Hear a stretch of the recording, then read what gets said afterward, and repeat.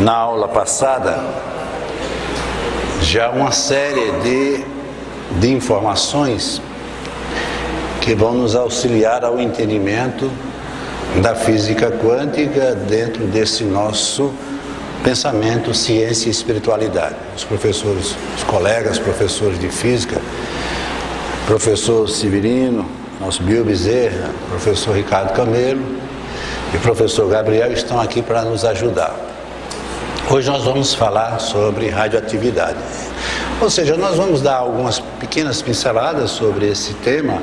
Ele é de uma complexidade muito grande, mas para que a gente possa entender a experiência de Rutherford e, consequentemente, entrarmos no mundo quântico, que foi todo baseado nessa experiência feita no início do século passado por Ernest Rutherford, com o auxílio de Niels Bohr. Então, quando vocês assistiram uma das aulas do professor Camelo, ele falou sobre o magnetismo, né? Magnetismo, que é este fenômeno que até hoje a ciência procura desvendar através dos estudos, que é essa capacidade que determinado elemento químico tem de atrair corpos. O minério chamado magnetita recebe esse nome porque foi encontrado em ocorrência de maior quantidade numa ilha, né? Numa região da Grécia que chamava de Magnésia, né? Por isso que ele chamava de magnetita, e daí veio o nome magnetismo. E o que é isso? É uma propriedade característica de um determinado elemento químico de atrair corpos. Então, ele tem essa possibilidade sempre de atrair. Posteriormente, verificando e estudando esse fenômeno de atração, eles verificaram que um determinado corpo, carregando cargas elétricas em movimento, criava também esse campo de atração.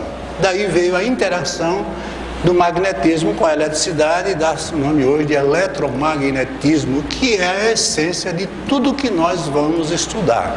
Por quê?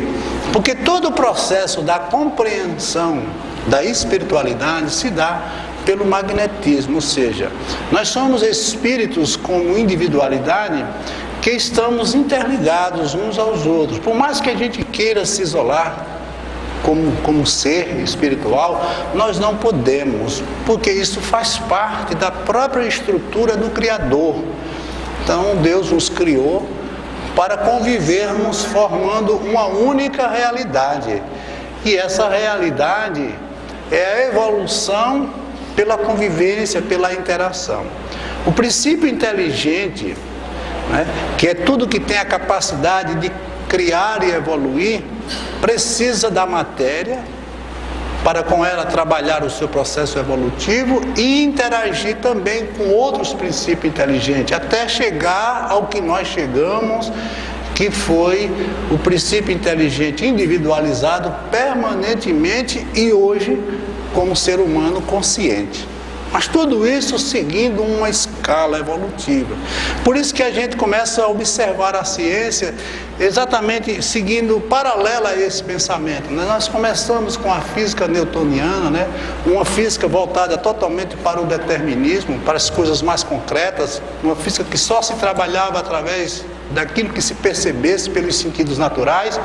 Mas aí já veio o magnetismo, e agora nós temos esse fenômeno que é o fenômeno da radioatividade. Então veja o que nós começamos, o que tem para dizer. Radioatividade é a área da ciência que estuda a emissão de partículas radiativas.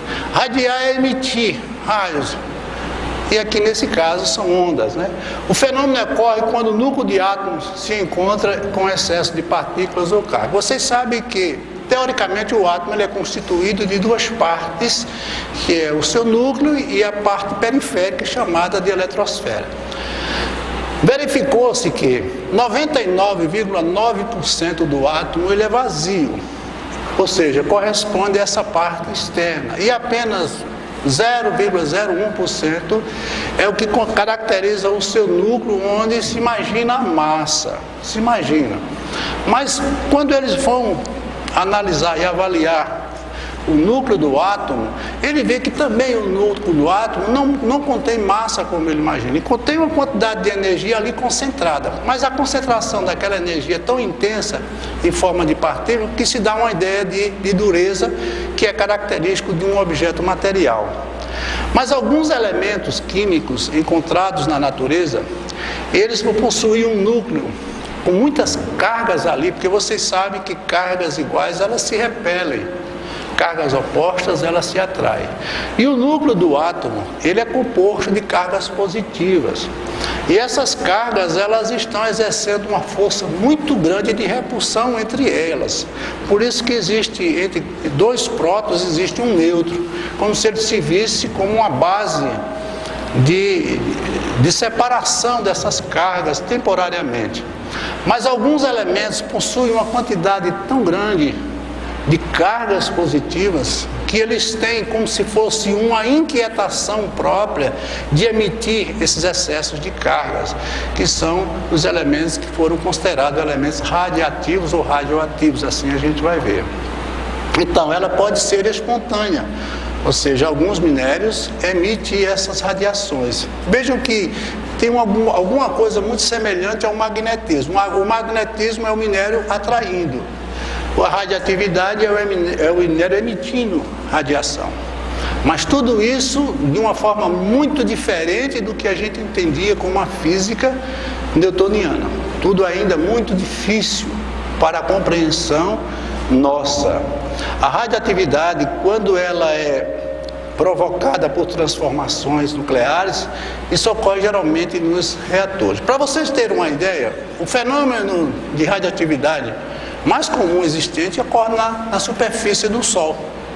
Para que a gente receba a luz solar, é necessário que estejam ocorrendo simultaneamente e constantemente um número incalculável de reações nucleares ou radiativas, que são núcleos de hidrogênio que se chocam um contra o outro através da a fusão nuclear, provocando nisso uma grande liberação de energia. Essa energia em forma de calor e de luz é a energia que nós recebemos, que é a energia solar.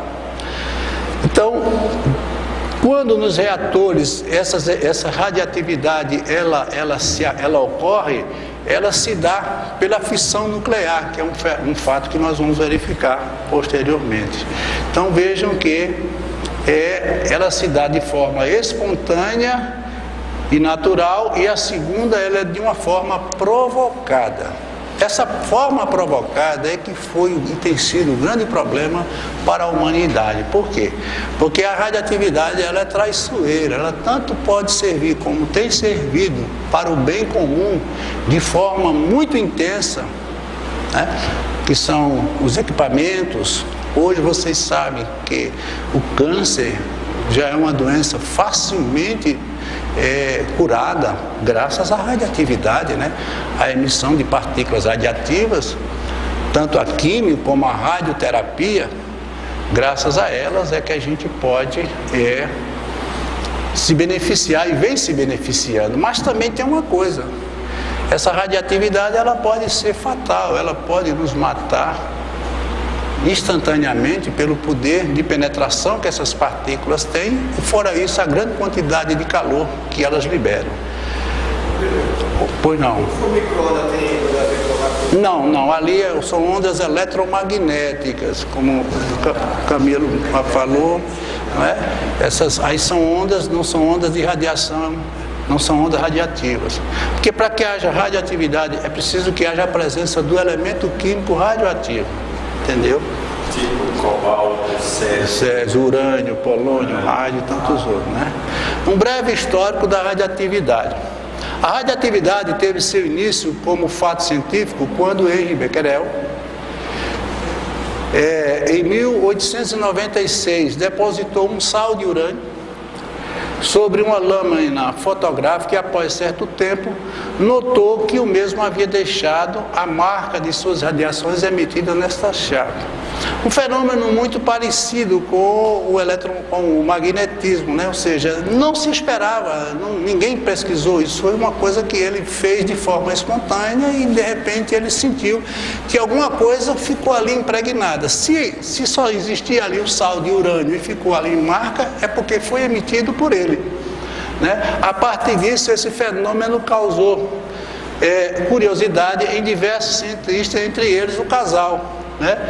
Marie Curie e Pierre Curie, um casal de químicos que trabalhavam no laboratório dele. Foram eles que se interessaram para estudar o fenômeno da radioatividade.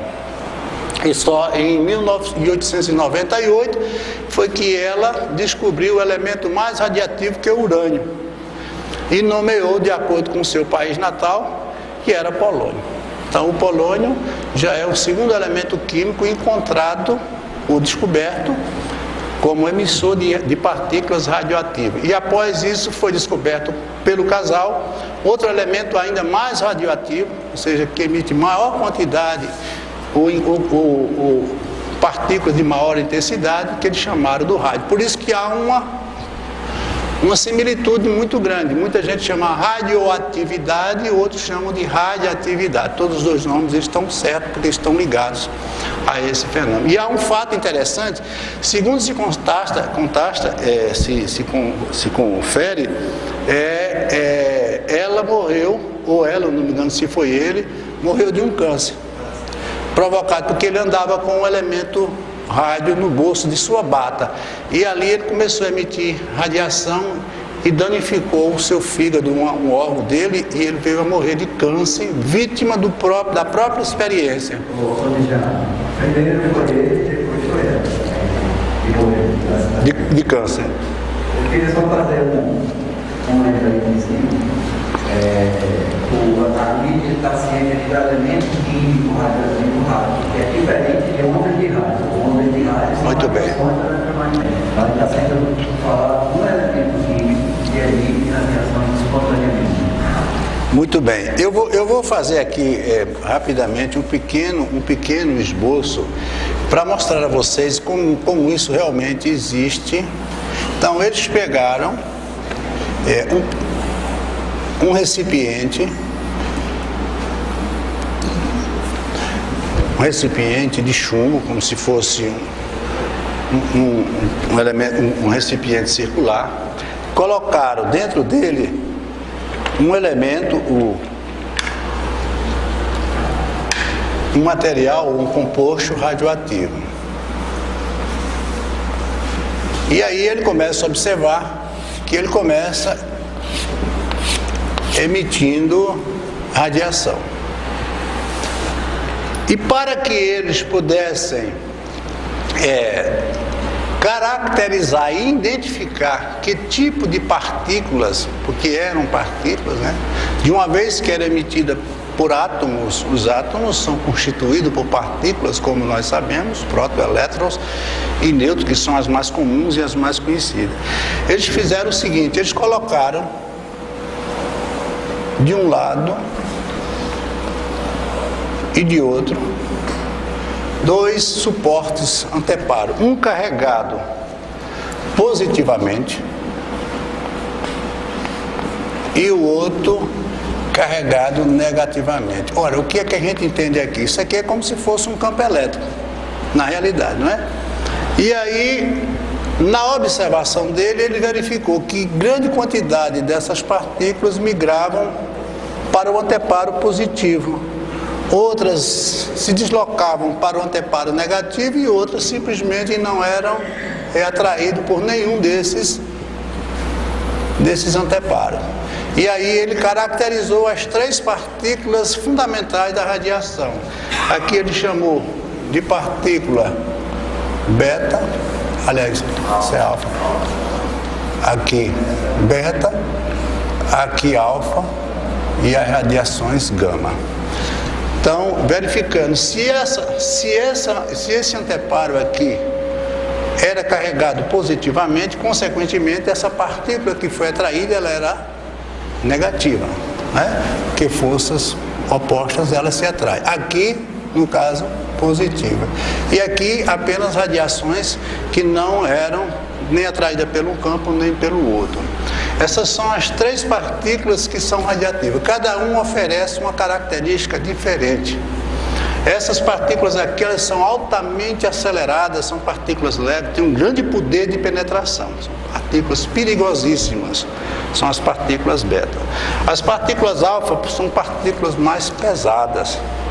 Porque ele observa isso pela pouca incidência de atração. Por serem pesadas, elas não se deslocavam com tanta intensidade como as partículas beta. E o mais perigoso de todos são as radiações gama, porque elas têm um poder muito grande de penetração. Para vocês terem uma ideia, ele colocou como experiência um anteparo, colocou também um elemento radioativo, e aqui ele coloca o primeiro anteparo, aqui ele coloca um segundo anteparo, aqui ele coloca um terceiro anteparo, só que esse aqui, ele coloca um anteparo muito mais grosso, são como se fossem lâminas bem fininhas. Ele observou que essa primeira radiação, ela batia aqui e não conseguia passar. Ou seja, ela não tinha o poder de penetração capaz de passar por esta pequena lâmina. Mas ele observou que algumas elas conseguiam passar e chegavam até essa segunda lâmina. E uma terceira que conseguia, ela passava por essa e ainda conseguia passar por essa. Veja a capacidade de cada partícula dessa. Então essa partícula aqui era a partícula alfa, ou seja, ela não tem uma capacidade tão grande de penetrar, de passar através desse primeiro anteparo. Essa partícula aqui ele chamou de partícula beta e aqui as radiações gama. Isso é muito importante para a gente depois entender os fenômenos de materialização dos espíritos. E nós vamos fazer aqui uma comparação entre duas realidades. A realidade nossa, cientificamente comprovada e mostrada pelos professores de física, mas nós vamos enveredar por um outro caminho. Por isso que eu estou fazendo essa pequena demonstração, eles depois eles têm material para se aprofundar muito mais, só para a gente ter uma pequena noção do que a gente vai estudar. Porque com certeza nós vamos enveredar por um caminho bem diferente, mas ao mesmo tempo vamos precisar de muitos desses conteúdos. Veja aqui, por exemplo, o que é uma reação em cadeia. Esse núcleo de urânio, como eu disse a vocês, por ele ser um núcleo que tem uma quantidade muito grande de prótons, por exemplo, são 92 prótons mantidos ali dentro, né? E eles estão exatamente numa situação de muita instabilidade, eles sentem a necessidade de se expandir, porque são partículas de carga positiva. Vejam que ali naquela segunda apresentação, ele nos mostra a instabilidade. Veja que ele tá emitindo aqui já radiação. Quando ele recebe o impacto de um nêutron, essa partícula provoca nele o que ele chama de uma fissão nuclear. Ele quebra esse núcleo. É uma partícula que tem massa praticamente zero e um grande poder de penetração. É como se fosse muito parecido com essas radiações gama. Alguns até assemelham ele a essas radiações. Quando ele bate nesse núcleo aqui, por ele estar muito instável, ele se quebra. Ele se quebrando, ele vai formar 2 novos núcleos. Ele vai formar esse núcleo aqui, que é o do criptônio, e esse núcleo do bário. Vejam que se a massa dele é 92, ele vai formar 2 núcleos que somando dá exatamente 92. Ora, o que foi que aconteceu? Ele perdeu a identidade, ele deixou de ser um elemento químico, urânio, e agora ele formou 2 novos elementos químicos e ainda liberando uma grande quantidade de nêutrons. Esses nêutrons vão bombardear outros núcleos e vão... Então, por isso que se chama uma reação em cadeia. Daí o grande perigo da radioatividade, porque ela vai se processando e não tem como parar isso. E cada elemento desse apresenta característica radiativa e assim vai se processando. Mas o que importa para a ciência é a energia que é liberada. Um reator nuclear, ele só vai aproveitar essa energia. Por isso que chama-se, isso aqui é lixo nuclear. Isso aqui ele vai depositar num determinado lugar. E isso não serve para a usina nuclear. O que serve é a energia liberada. É como uma hidrelétrica. A água está passando ali, para a hidrelétrica a água não tem. Pelo menos de forma indiferente ou de forma subjetiva aquela água, mas é ela que vai girar uma turbina que vai gerar energia. Ela vai tirar energia, vai transformar a energia cinética em energia potencial. Não é assim, professor? Consequentemente, o que interessa para a usina nuclear é isso aqui.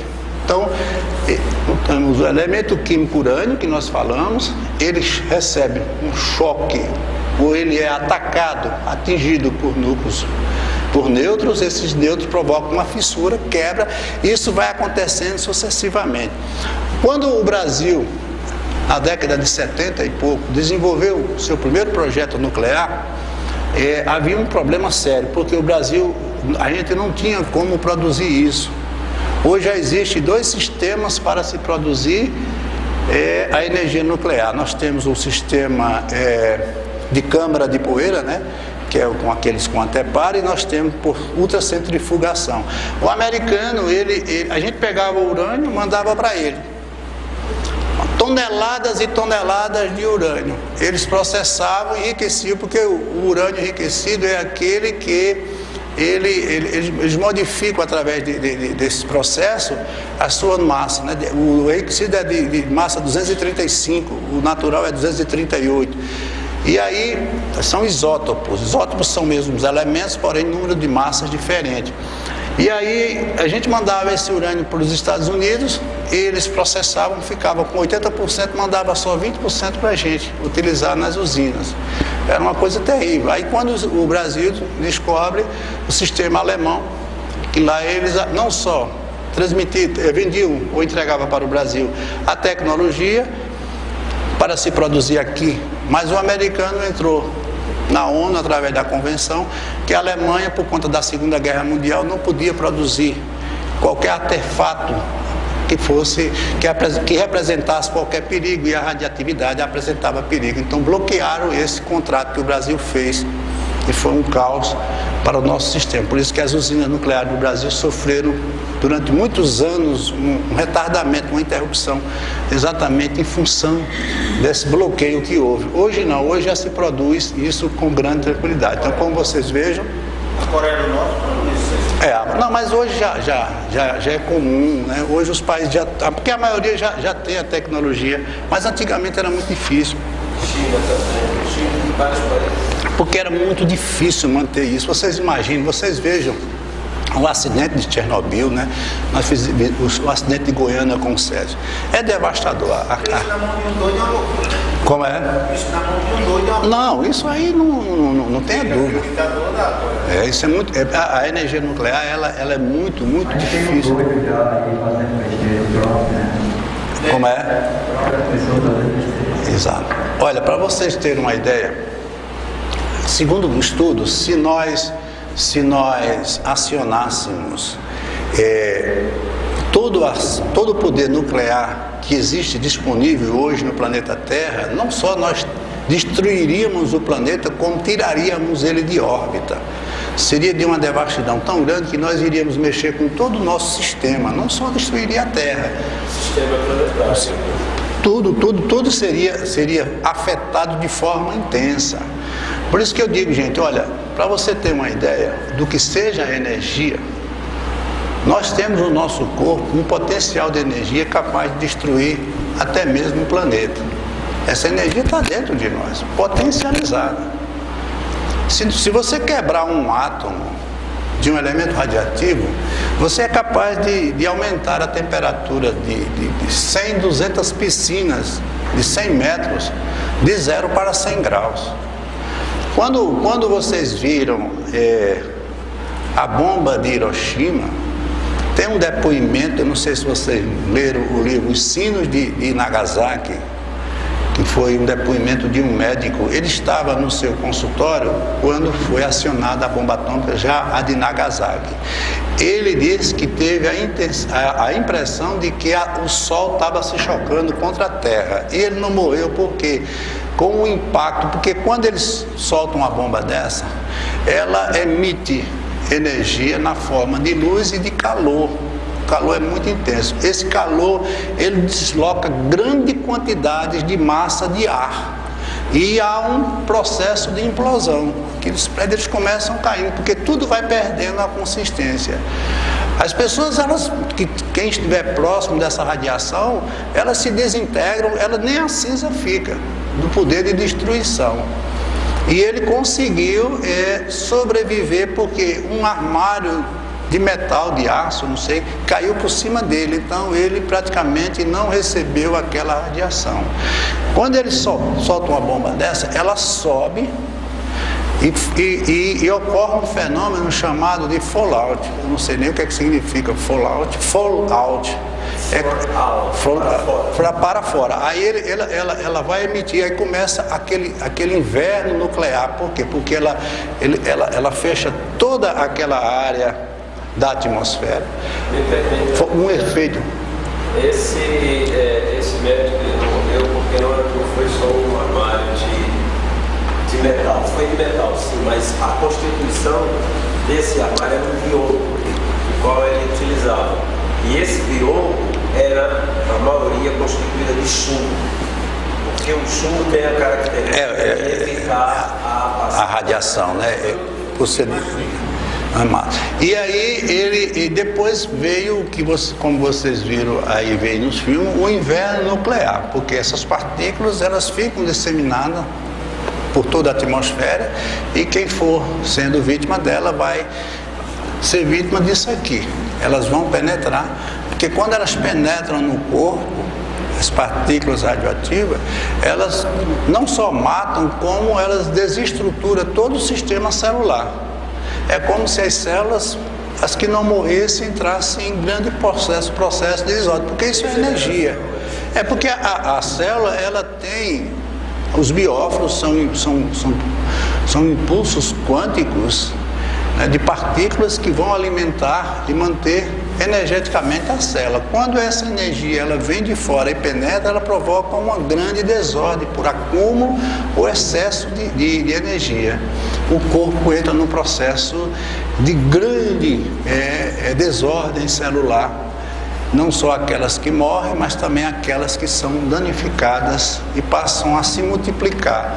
E essas células, elas precisam muito de glicose. A glicose é energia. Essa energia ela vai buscar, por isso que elas se multiplicam rapidamente. As células cancerosas, elas vão buscar toda a glicose que elas vão encontrando para que elas possam se reproduzir. E aí, consequentemente, o câncer ele vai avançando, alguns cânceres avançam de forma bem acelerada, dependendo do local, do órgão, o meio de transporte que essas células, muitas vezes, elas alcançam. Quando elas penetram na corrente sanguínea, aí que a coisa começa a se acelerar mais ainda. Então nós vimos aqui, e vamos agora continuar, a mais importante experiência que nós conhecemos, que foi que nos ofereceu Ernest Rutherford. E como foi essa experiência? Foi tudo baseado na radioatividade. Ele pegou um elemento radioativo, esse elemento emitia partículas alfa, como você está vendo aqui. Veja, aqui tem um elemento, isso aqui é um recipiente todo isolado de chumbo para que a radiação não saia pelas suas paredes, apenas por esse orifício. Ele coloca aqui uma pequena lâmina de ouro e aqui ele coloca um anteparo, como se fosse uma negativa de filme. Então esse anteparo é nele que vão ficar as marcas. Como vocês viram lá no sal de urânio que ele colocou, não ficou a marca impregnada, então esses anteparos vão registrar para onde essas partículas estão sendo dirigidas. Então ele verificando aqui, grande parte dessas partículas, elas passam facilmente, sem sofrer nenhuma interferência por aquela lâmina de ouro. Elas estão passando.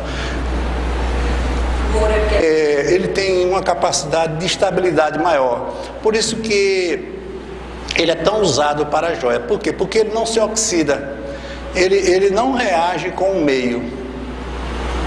Porque quando você pega um determinado metal, você vai ver que ele começa a reagir. Por isso que a ferrugem, o que é a ferrugem? A ferrugem é quando o oxigênio começa a atacar o ferro. Por isso que as estruturas de ferro, elas têm que ser isoladas para não haver penetração nem de água e nem de ar. Mas o ouro é um isolante perfeito. Pois não. Vou voltar ali um pouquinho naquela primeira figura lá do quadro. Vejam como falou sobre a radiação. Aquelas partículas ou aquelas radiações que estão saindo do material radioativo, qualquer que seja ele, vocês viram ali as partículas que ele chamou de beta, de alfa, aquela central, que você até com uma letra tal, o gama, o alfa, aquela que você colocou ali é o tal, essa letrinha. Mas aí, por que aquelas partículas betas foram desviadas para a placa que está carregada positivamente? Porque aquela partícula beta, ela tem uma equivalência a elétrons. São elétrons acelerados. Elétrons são negativos, né? Então, eles foram atraídos pela placa positiva. A partícula alfa, ela é equivalente a dois prótons e dois nêutrons. Então, são partículas eletrizadas positivamente. E por serem dois prótons e dois nêutrons, elas são partículas mais pesadas. Muitíssimo pesadas. Basta dizer que a massa de um elétron comparada com a massa de um próton é em torno de 2.000 vezes. 1870 vezes. Mais precisamente. A do próton maior do que a do elétron. Então, se ali, vamos dizer que a beta fosse um elétron desviando e lá fosse uma partícula alfa, dois prótons e dois nêutrons, você veja que é equivalente a 4 vezes mais em termos de massa, vamos dizer assim. Então, ela é muito pesada, a partícula alfa é muito pesada. A radiação gama, né, ela não tem carga elétrica, por isso que ela não foi desviada de um lado nem para o outro. Ela é o equivalente a uma onda eletromagnética. Ela está viajando ali a 300 mil quilômetros. Então tem essa característica, por isso ela não foi desviada. E por ser uma radiação eletromagnética, ela tem alto poder de penetração. Então naquela outra figura que o Dejan colocou, a partícula alfa, ela é capaz de ser interrompida por uma folha de papel. Qualquer barreira que seja colocada na frente dela interrompe, porque ela é pesada, a radiação não consegue atravessar os núcleos de átomos que tem lá na frente. Já o elétron, por ele ser muitíssimo menor do que os prótons, ele atravessa alguma barreira. Conseguiu atravessar uma barreira, ficou numa segunda. E a radiação gama, como ela não tem carga elétrica, consequentemente não tem massa para vamos dizer assim, energia concentrada, né? Mas ela está radiando e viajando, ela é capaz de bater e atravessar qualquer coisa que põe pela frente. Mas ela é Ela é uma radiação eletromagnética. Ela tem característica totalmente de onda, até porque você veja o seguinte: energia por aí. Alguém podia até perguntar, bem, como é que essa radiação está partindo do núcleo e está saindo uma partícula beta que caracteriza-se como um elétron? Porque o núcleo ele é formado por um próton e um elétron. Então esse elétron que está saindo do núcleo. entendeu? Para vocês terem uma ideia, como o Severino disse, ele praticamente tem massa zero, comparado com a massa da partícula alfa. Ela é formada por dois prótons e por dois. Aí você vê, ele colocou uma partícula alfa e colocou aqui uma lâmina, como a gente falou, uma lâmina de ouro, e consequentemente ele começa a fazer uma observação que 3 fatores ocorreram. Essa chapinha de ouro, uma das singularidades, um dos motivos de ter usador é que o ouro, por ele ser muito resistente, pode-se conseguir placas muitíssimo fininhas. Qual era o objetivo disso? O objetivo disso era que existisse um anteparo de poucos átomos a serem atravessados.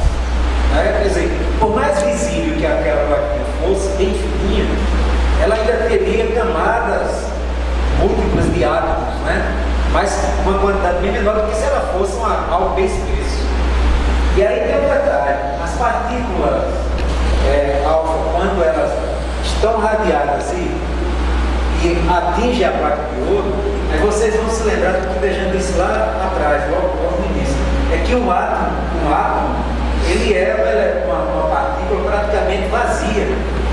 Então, o núcleo dela está bem concentrado, mas a eletrosfera, ou seja, onde os elétrons estão viajando, ele é um núcleo vazio. Lá atrás, eu cheguei a falar disso e dei como exemplo, só para ela entrar. Se a gente pegasse um átomo qualquer, e a gente quisesse fazer um modelo visível dele, e a gente dissesse que o núcleo, onde estão os prótons e nêutrons, eles fossem do tamanho de uma bola de gude, a eletrosfera, onde os elétrons estariam viajando, seria equivalente a um estado de campo de futebol. E se a gente quisesse fazer um modelo visível de um átomo?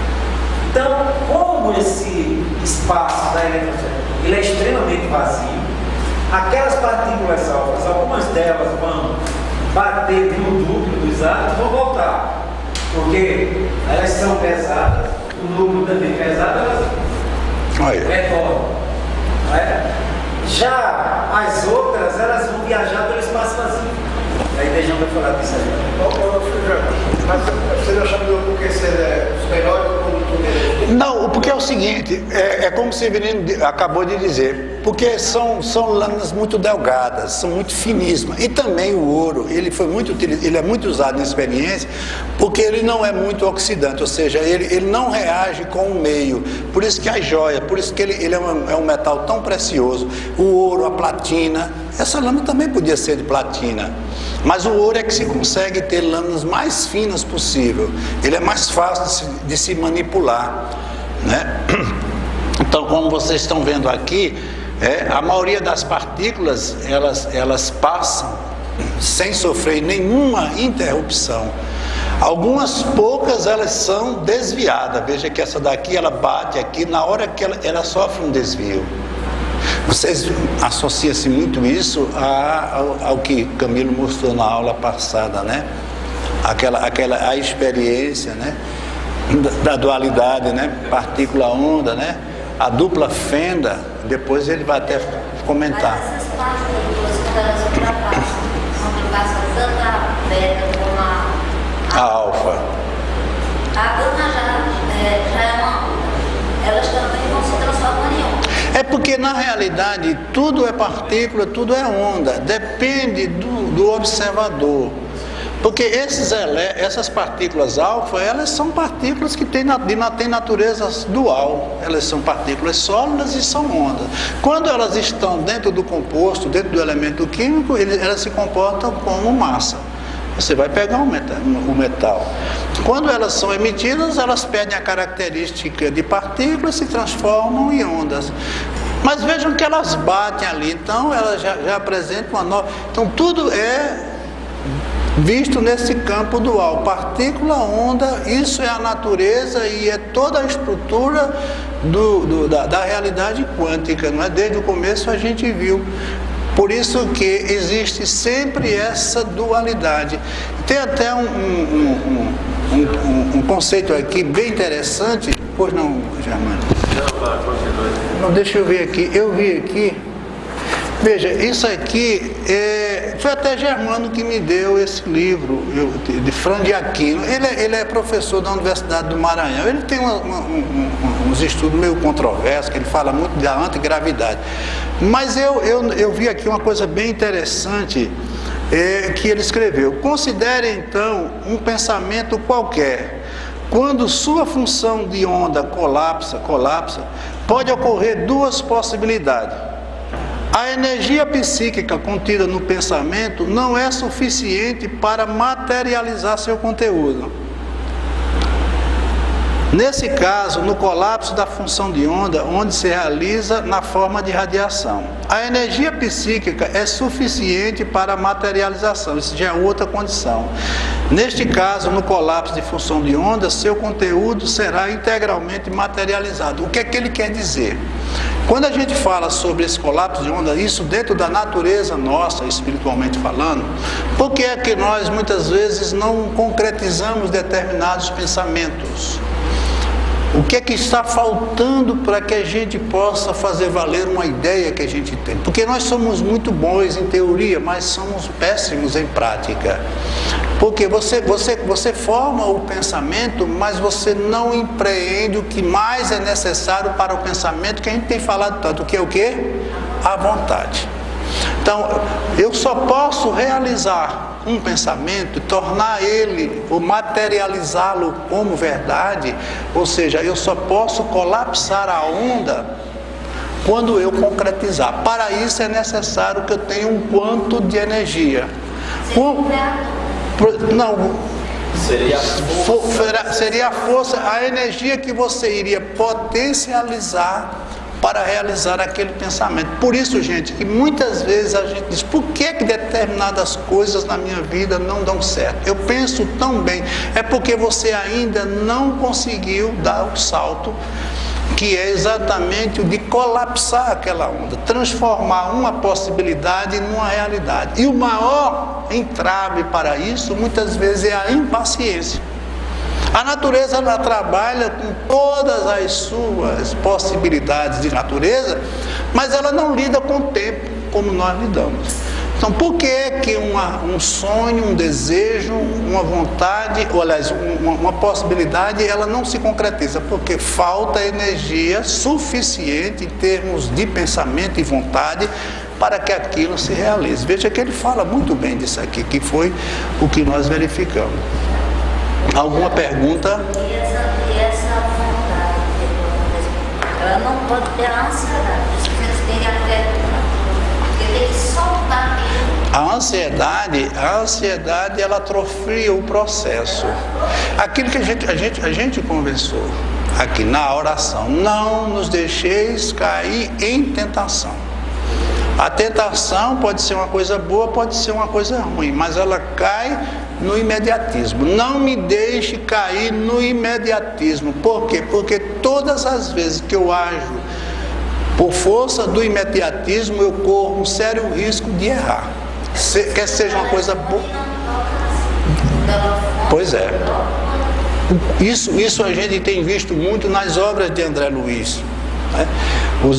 As pessoas vão para a casa espírita e isso acontece aqui. Eu queria tanto receber uma mensagem, uma informação de um parente meu que já partiu. O que é que ela está procurando? Ela está procurando satisfazer uma curiosidade pessoal, e as coisas não acontecem dessa forma. Por quê? Porque eu posso trazer aquela entidade, como nós estamos vendo no estudo da terça-feira, mas ele vai levar uma série de prejuízos, porque ele vai sofrer uma interferência muito grande no seu processo evolutivo. Coisas que ele já estava se desvinculando, coisas que ele já estava entendendo, ao voltar aquilo vai retomar e vai reiniciar dentro dele aquela velha história que já não era mais necessário, que era o apego à família, um sentimento que ele ainda não tinha dominado. Ele volta e aquilo atrasa muito o processo evolutivo dele. Então, a própria providência divina vai viabilizar tudo que for necessário para que você dê o seu salto quântico e que esse salto seja de forma bem tranquila e que seja harmônica. Não é ir porque tem que ir, você tem que ir. Os mentores espirituais permitem que essa transformação aconteça. Isso é um trabalho muito difícil, Zé. Até porque eles não só permitem, como muitas vezes eles vêm, para não deixar a coisa perder. Esses espíritos, quando eles vêm nessas condições, geralmente eles vêm com uma equipe. Caso aconteça algum imprevisto, eles são rapidamente retirados daquele projeto e vão embora. Então, pois não. Voltando para essa imagem inicial, onde essa massa radioativa se encontra, essa caixinha, que é a caixinha de chumbo. E o porquê não ocorre exatamente a dispersão desse material radioativo nessa caixinha? Porque esse material chumbo, ele tem uma compactação atômica muito grande e não permite que, me corrija os professores, ele não permite que haja exatamente a penetração dessa radiação, seja alfa, gama ou beta. Exato. Eu só falei disso porque eu estava lembrando algo que talvez depois a gente vai ver, que é exatamente você se fazer um isolamento através dos pensamentos, exatamente para que não penetre, é o vigiar e orar. Exatamente. Foi o que eu lembrei. Porque veja bem, o universo conhecido, ele é composto por pouco mais de 100 e pouco elementos químicos. Nós temos os elementos químicos naturais que vão até o urânio de número atômico 92, que são chamados os elementos cisurânio. Após esse 92, todos os outros elementos já são elementos artificiais, foram elementos criados através daquilo que vocês viram, a fissão nuclear. Então, a natureza ela é formada por 92 elementos que se combinam através de quê? Através do princípio inteligente, eles vão sendo modulados, vão trabalhar. Então, os átomos de hidrogênio se reúnem, formam o gás hidrogênio, se reúnem com o oxigênio, forma a água, com o cloro já forma o ácido clorídrico, e assim esses elementos eles vão formando N compostos. Isso está dentro da criatividade da natureza e muito mais da criatividade do homem. Mas eles são os tijolos do universo. São eles responsáveis por toda a construção da natureza que nós conhecemos, desse mundo que nós conhecemos. Entendeu? E até dizem que eles não são átomos, ou melhor, são cordinhas, né? A teoria das supercordas são cordinhas. E à medida que eles vão vibrando, eles vão demonstrando, eles vão tendo tipo de vibrações diferentes e vão adquirindo identidades diferentes. Por exemplo, a cordinha do hidrogênio vibra numa dimensão, numa vibração, tem uma vibração, a do oxigênio tem outra vibração, e aí vai caracterizando e formando toda essa malha que é a teoria das supercordas, que ainda hoje está sendo muito discutida, né? Eu estava conversando essa semana com o colega nosso professor, e foi ex-aluno e hoje é professor, trabalha com a gente, não é muito bom. Esse jovem assim, professor, com competência como nossa categoria. Henrique. Henrique, né? Tá aí, Henrique. Aí ele fala, ele comentando que a questão dos elementos químicos, aí disse, hoje a gente já tem 127, eu disse, como? 127, não, só conheço até 103, então eu como sou da época, como eu estava dizendo aqui, nós somos da época antiga, quando eu deixei de ensinar, eu tinha 105 elementos, né? Eu terminei com o urânio e com o Chatov, hoje já tem mais um mundo pela frente, né? Pela previsão, pelo que ele comentou, já está 127, já tem uma quantidade extraordinária. E a tendência são os elementos químicos produzidos em laboratório, são os elementos. Então a gente fazendo um resumo, veja, essas partículas, né, que são as partículas alfa, veja, quando ela se aproxima do núcleo, porque o núcleo ele é positivo, né? Então ela sofre um desvio. Vocês sabem que cargas opostas elas se repelem, então sofre um desvio. Ela quando passa, mesmo um pouco mais distante, ela já não sofre nenhuma, porque essa área aqui já é a área da eletrosfera. E há algum caso mais extremo onde ela bate e ela volta. Então são 3 características bem definidas dessas emissões de partículas alfa. Daí baseado nisso foi que ele elaborou o nosso sistema o nosso modelo atômico, né? Que foi elaborado, né? Pelo nosso cientista Rutherford. Então vejam que ele fez, né? Ele criou um sistema que foi depois chamado de sistema solar, onde nós temos um núcleo. Veja, o núcleo, você tem um núcleo, que são as cargas positivas, e essa grande área aqui, como Severino disse, ela é a eletrosfera. Então, nesse núcleo se encontram os prótons, e na eletrosfera se encontram os elétrons. Como o átomo é um sistema em equilíbrio, a quantidade de prótons tem que ser igual à quantidade de elétrons. Isso define a identidade do átomo. Por exemplo, como ele colocou aqui, o átomo de hidrogênio, ele tem um próton. Se ele tem um próton, ele tem que ter um elétron, independente da quantidade de nêutron que ele tem, porque ele forma 3 isótopos, né? Mas um próton corresponde a um elétron, que aí chama-se número atômico. Se nós temos um nome e uma identidade, a identidade de um elemento químico é o seu número atômico. Por exemplo, número atômico 1, jamais poderá existir outro elemento com esse número atômico. Para ele ser reativo, para ele ser um material radioativo, vai necessitar que o núcleo tenha maior quantidade. Aí já entra o processo da radioatividade, que a gente... Para ver a radioatividade, o átomo, quando ele está estável, ele tem quantidade de elétrons e prótons em quantidades iguais. Está estável. Não está emitindo radiação. Para ele emitir radiação, ele precisa ter um núcleo maior, ou em maior quantidade de prótons e nêutrons do que os elétrons. Exato. O eletromagnetismo ele já ocorre naturalmente, que é o campo. Não é? Isso aqui é o campo eletromagnético deste átomo. A tendência natural é a dos átomos se estabilizarem. Quando é que eles se estabilizam? Quando eles têm quantidades iguais de prótons e elétrons. Isso grosseiramente falando, né?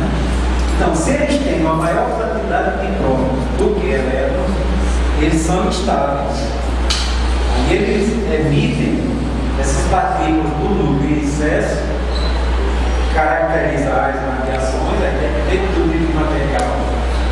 Vão acontecer radiações como vejamos lá no início. E aí, até que ele se estabilize. Isso é uma tendência natural. Então, um átomo radioativo, ele é estável. Ele emite partículas excedentes para se estabilizar. E o que é interessante, tirando a parte da radioatividade, é que esses elementos eles não ocorrem sozinhos na natureza. Eles vêm sempre combinados com outros. Eles se combinam para se transformarem em compostos estáveis. Isso tem muito a ver com aquilo que a gente comentou aqui, né? O princípio inteligente, ele tem a capacidade de criar e evoluir e de interagir com outros princípios inteligentes. Por isso que nós interagimos um com o outro. Nenhum ser isolado, ele consegue evoluir. Por quê? Porque tudo que nós precisamos para evoluir tem que estar no outro, na convivência com o outro, no meio.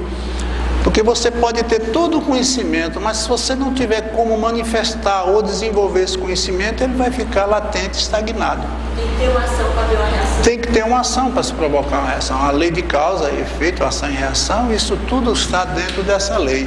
Então vejam aqui, esse modelo atômico, que foi o modelo mais simples do hidrogênio, porque só com ele foi que ele conseguiu bolar realmente esse modelo, porque se pegasse um elemento químico mais complexo seria mais difícil, porque ele só tem realmente um nível de energia, e aí as partículas fundamentais que estruturam todo o átomo decorrente da experiência feita. Nós temos, girando em torno deste núcleo, o elétron, que era considerado uma bola de bilhar, né? Aquela bola que fica se movimentando na mesa. Nós temos o nêutron, temos o fóton. O fóton são aquelas radiações que a gente viu, são os impulsos elétricos, os impulsos que são emitidos de energia, e a partícula fundamental do núcleo, que é o próton. Então, esse é o modelo atômico que todos nós conhecemos. Preste atenção nesse modelo atômico, porque a gente vai fazer uma coisa bem interessante mais adiante. Consequentemente, nós vamos verificar isso que foi motivo de grande preocupação. Toda partícula em movimento, ela irradia energia. Por exemplo, se você começa a andar e correr, você vai eliminando ou produzindo energia para provocar o movimento. Essas partículas, pensava, se elas giravam em torno do núcleo, elas iam irradiar energia, e, consequentemente, elas tenderiam a perder a velocidade e fazer com que, como se elas são partículas negativas e o núcleo positivo, facilmente o núcleo atrairia e elas cairiam sobre o núcleo. Isso foi motivo de grande preocupação para eles. Então, o que foi que eles entenderam? Era que existiam regiões ali naquela eletrosfera que nelas o elétron, ele circulava, ele permanecia sem irradiar. Ele não perdia nem ganhava energia. Foi o que eles chamaram de níveis de energia, que as pessoas confundem muito com órbitas. As órbitas, elas estão dentro desses níveis, que é um caso mais particular. Então, o elétron, ele permanece a vida toda, ele está ali dentro daquele campo e ele não perde energia nem ganha. Ele salta de um nível para outro. Aí é um salto quântico, mas ele, durante todo o seu percurso, todo o seu movimento, ele não perde energia. Porque as pessoas muitas vezes dizem, mas por que, por exemplo, por que é que eu jogo esse giz para cima e ele cai? E a Lua está lá em cima e ela não cai. Porque se você pega, vamos supor aqui, você tem o planeta Terra, né?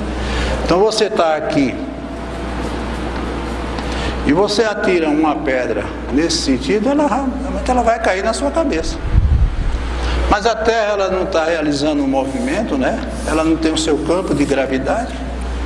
Quando você atira a pedra nesse sentido, e nesse sentido aqui, ela vai pegar esse campo. Então a pedra vai continuar caindo. Só que ela não vai mais cair no sentido vertical. Ela vai cair dentro do campo. Como o campo, ele está envolvendo toda a Terra, e ela possui um movimento, ela começa a circular por aqui.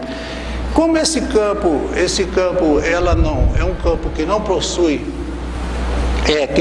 energia, que aqui então ela vai ficar girando indefinidamente. Então a Lua está sempre caindo sobre a Terra, só que ela cai dentro do campo. Quando ela cai dentro do campo, ela começa a girar.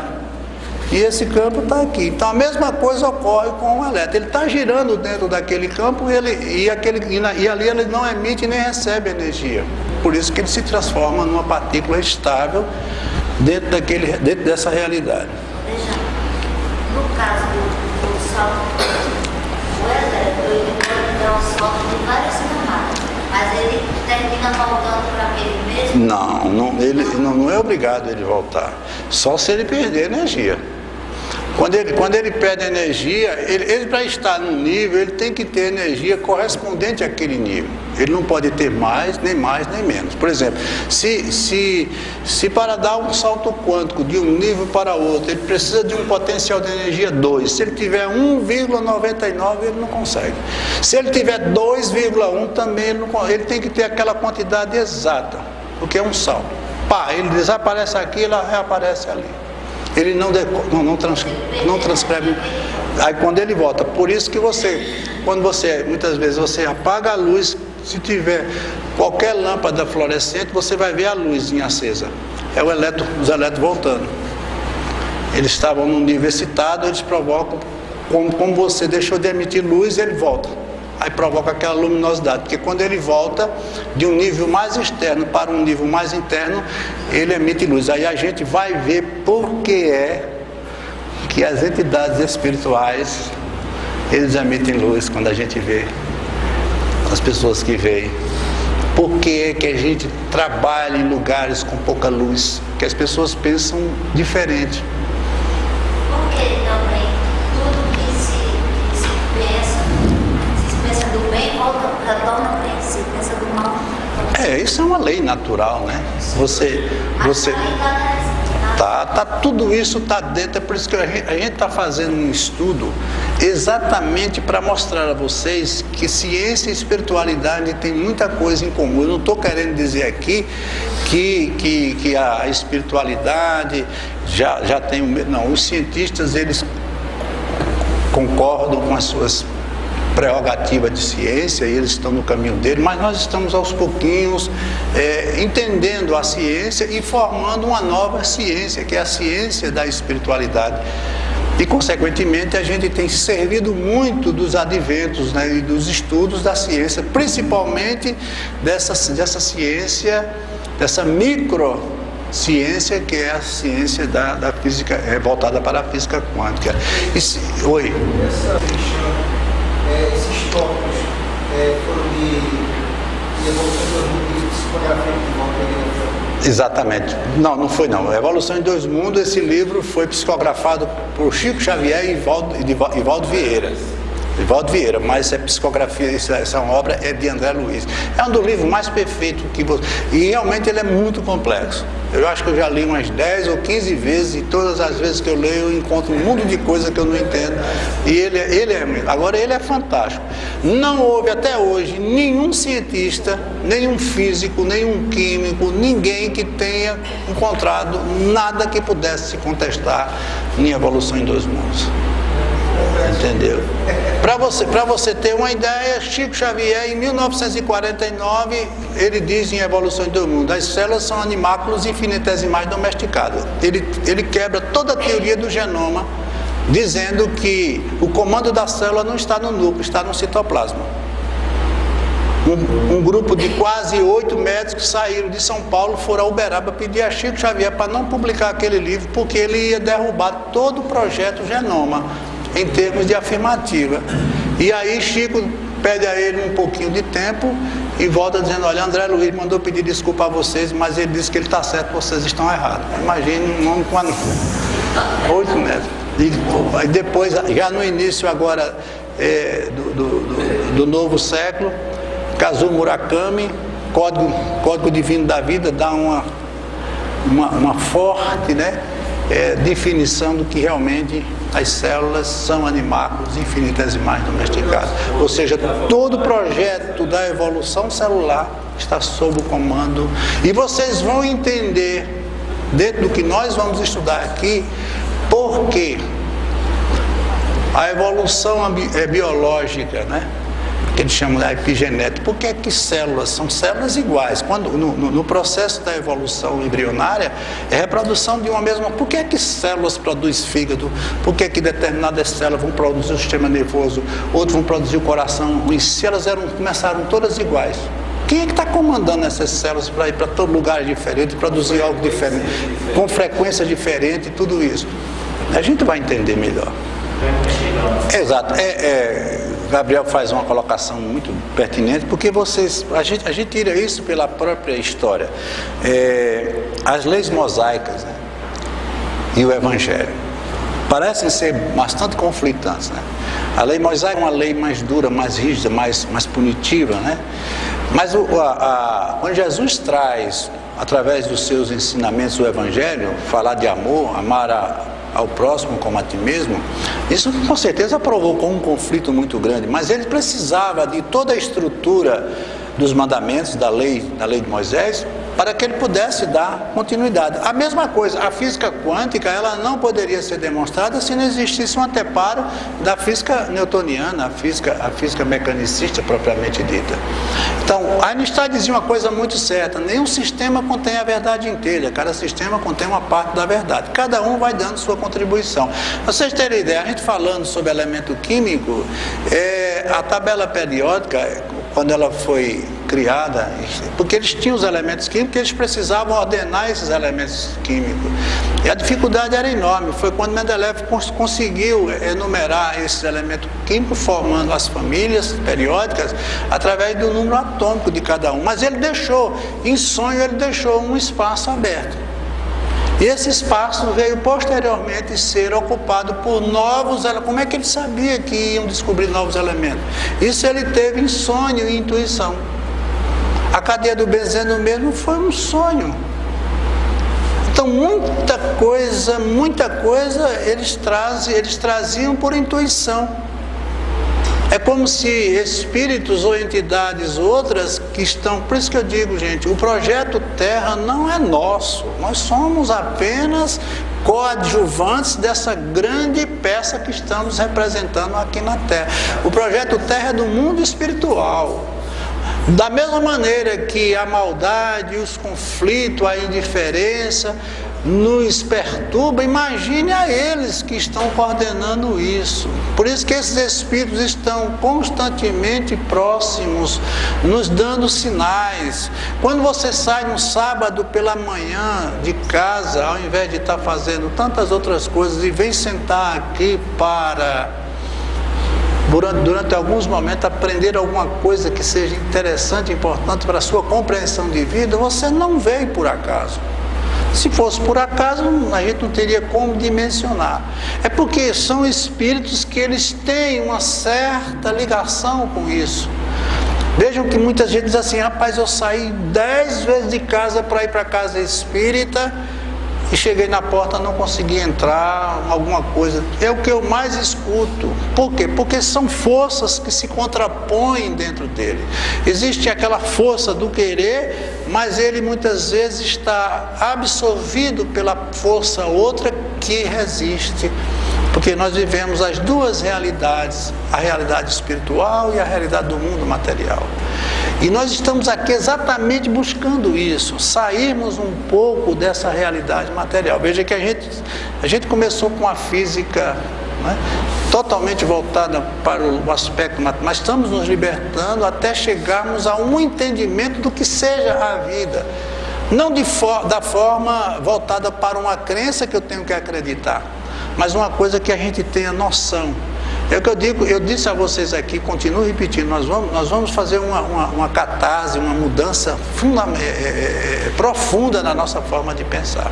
E eu peguei esse texto aqui de Evolução em Dois Mundos para exatamente iniciarmos essa segunda parte, que é a parte dessa nova realidade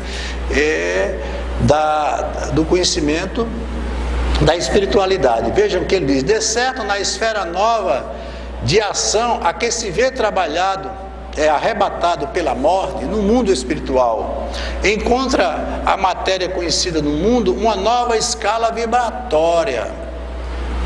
Quando Allan Kardec perguntou aos espíritos se eles eram imateriais, o que foi que eles disseram? Imateriais não é o termo, eles são formados por uma matéria quintessenciada, ou seja, tudo é matéria.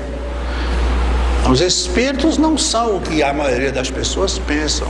Elementos atômicos mais complicados e sutis, aquém antes do hidrogênio e além do urânio, em forma diversa, diferente daquela em que se caracteriza no mundo planetário, engrandecendo-lhe a série estequiométrica, ou seja, a série das medições químicas. A estequiometria estuda as medidas das reações químicas. Mas vejam uma coisa interessante aqui. O princípio inteligente que nós falamos é aquilo que Deus criou e tem o poder de aprender e evoluir interagindo com a matéria. Então lembre-se, gente, a matéria é o instrumento de trabalho para a evolução do espírito. Ele não é uma posse. Nós não somos dono da matéria. Primeiro, porque nós somos de uma natureza tão sublime que a matéria que nós aqui conhecemos, ela não tem importância nenhuma, ela é só necessária para esse estágio que nós estamos vivendo. É como o homem que vai para o fundo do mar, ele precisa daquele equipamento, porque ele não tem como viver ali. A gente tem esse equipamento que nós estamos usando, cada um tendo o equipamento devido, mas logo nós vamos entregar esse equipamento e vamos voltar à nossa natureza, que foi sempre ela que nos manteve, que é a nossa natureza espiritual. A matéria não aprende, mas acumula informações, o que a torna mais complexa. Então ela não tem a capacidade de criar por si mesma. Mas o homem pode, utilizando a matéria, criar aquilo que ele imaginar, porque ela tem essa possibilidade e essa natureza.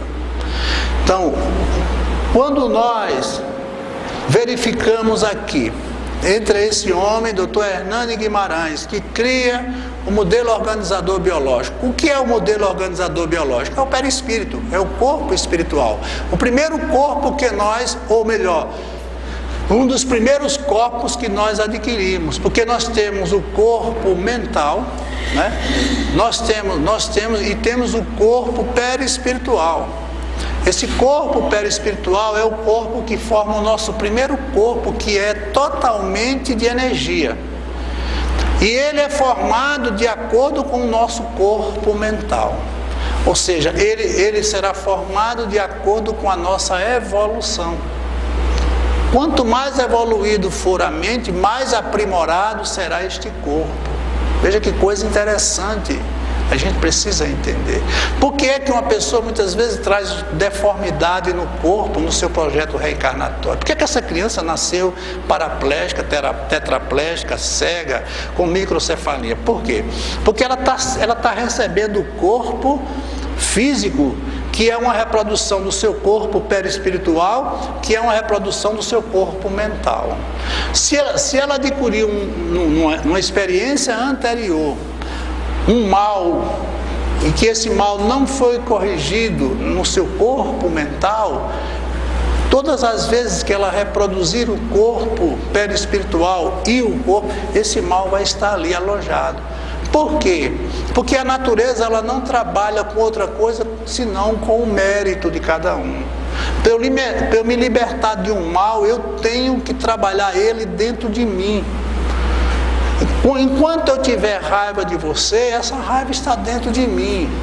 Porque quando a gente odeia alguém, a gente não odeia alguém. Eu não odeio você, eu tenho ódio. Você é a peça que eu vou colocar para dar sentido a esse ódio. Porque a gente só dá o que tem. Exatamente, a prova é tanta que, por exemplo, se eu carrego ódio e esse ódio eu coloco em Germânio, enquanto eu estiver fomentando esse ódio, eu estou vendo Germânio no meu ódio. Mas vamos supor que a gente fez uma amizade, nós mudamos os nossos pensamentos, continua sendo o mesmo Germânio, só que eu não tenho mais o ódio por ele. Porque o ódio não era Germânio, o ódio estava em mim. Eu mudei a minha forma de entender e conviver com ele. Então, o Dr. Hernani Guimarães nos dá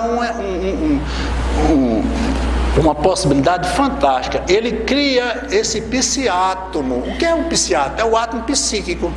Esse átomo que vai formar essa outra matéria. Ou seja, é como se a matéria que nós vimos agora, e na realidade é uma reprodução dessa matéria que ele está mostrando. Quando ele mostra aqui que ao invés de nesse psiátomo, esse átomo psíquico, esse átomo propriamente espiritual, esse bion, que é o elétron, o percepton, nós vamos ver o que significa cada uma dessas partículas que ele nomina, que nada mais é do que o nêutron, e o intelecto, que é o próton. Então veja que esse átomo aqui já é um átomo que pensa, como ele assim associa. Isso é tudo pensamento do Dr. Hernani Guimarães, precisa ser estudado, mas hoje há uma corrente muito forte que aceita. Psiátomo. No caso da matéria, a energia se encontra estruturada em 3 dimensões. Esse átomo que nós vimos é um átomo tridimensional. Mas no caso psi, teríamos uma dimensão a mais, isto é, 4 dimensões. Assim, o que se conceitua metafisicamente como sendo espírito, teria outra conotação mais física ou propriamente metafísica. Por isso que ele chamou o modelo organizador biológico. Ele muda o termo, a terminologia, o nome, né, de perispírito. Ele seria constituído de matéria psi, isto é, de átomos tetradimensionais, ou os psiátomos. Vejam que ele não modifica praticamente nada, ele apenas se aprofunda mais ainda nesse campo aqui. Vejam mais adiante o que é que ele diz aqui com relação a esse. Postulamos, né, que as propriedades da matéria psi seriam decorrentes desse número de dimensões. Como seria? Como é que a gente poderia entender essas dimensões? Eu tenho um exemplo aqui que eu acho muito prático. Vamos supor que isso aqui é o mar. Aqui você tem uma ilha. Você tem uma ilha, certo? O mar, você tem uma ilha. Nesse mar, aqui, você tem um barco. E aqui você tem um pescador, um homem. E ele está observando que aqui um carro está seguindo nessa direção. Só que, na visão dele, ele só vê esse carro na posição que aqui está. Ele só consegue ver aqui. Mais adiante, existe um grande abismo. E provavelmente esse carro, se ele continuar na velocidade que vai, ele vai cair dentro do abismo. Ele está vendo vamos supor que ele está vendo esse carro aqui na terceira dimensão. Mas se esse mesmo homem, ele estiver aqui,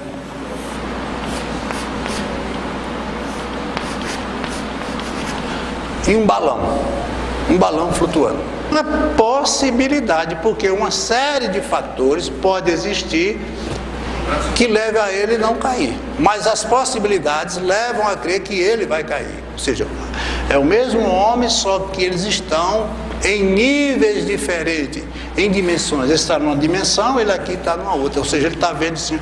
Por isso que a gente encontra muitos casos de premonição. Pessoas que preveem coisas que vão acontecer. Tem que ter muito cuidado, porque o livre-arbítrio tem que ser respeitado. Ele pode desligar o carro e dizer, não quero ir mais. Pois não, senhor. Interessante. A física, porque a física clássica, nós só conseguiríamos visualizar as coisas até a terceira dimensão. A física não é além da terceira dimensão. Não, vai não. A matemática, porém, ela vai à 10ª dimensão. Exatamente. A matemática não trabalha só com 3 dimensões. A matemática ela trabalha com N dimensões. Onde você vai, os matemáticos estudam isso, eles não estão nem preocupados como isso vai ser aplicado no mundo. Já se fala da 4ª dimensão e tal.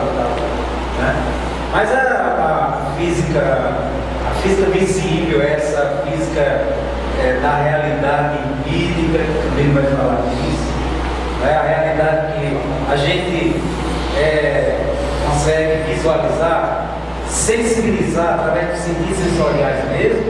Essa física a gente não vai além da terceira dimensão, ela não alcança mais do que isso.